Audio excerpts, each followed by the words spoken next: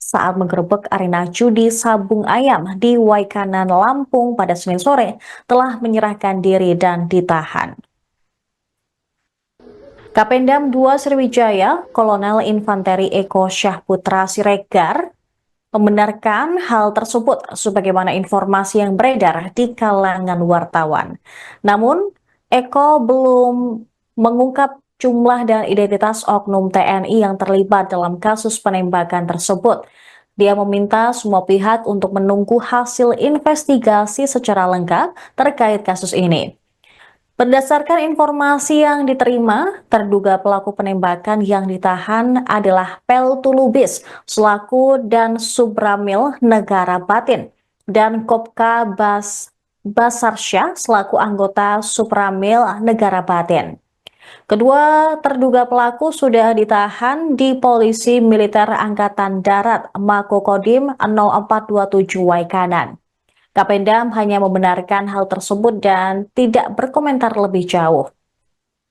Dari informasi yang dihimpun Tribun Lampung, pelaku disebut datang menyerahkan diri pukul 23.30 waktu Indonesia Barat. Sementara itu, dari video yang beredar, salah satu terduga pelaku disebut Kopka Basarsyah ditangkap oleh pihak TNI di kediamannya. Tampak warga sekitar ikut menyaksikan detik-detik penangkapan terduga pelaku. Dari video tersebut, tampak rumah terduga pelaku berada di Negara Batin, Kecamatan Waikanan. Terduga pelaku itu juga terlihat mengenakan kaos loreng TNI saat diamankan. Dia langsung dibawa oleh aparat masuk ke dalam mobil. Diketahui 3 anggota polisi di Waikanan, Lampung meninggal dunia dalam insiden baku tembak dengan pelaku judi Sabung Ayam pada Senin sore.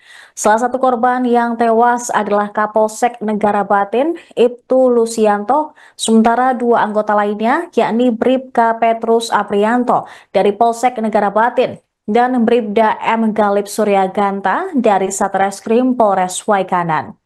Dari informasi beredar, peristiwa itu berawal saat tim gabungan Polres Waikanan dan Polsek Negara Batin menggerebek arena judi Sabung Ayam di Kampung Karangmanik, Kecamatan Negara Batin, Waikanan pada Senin sore.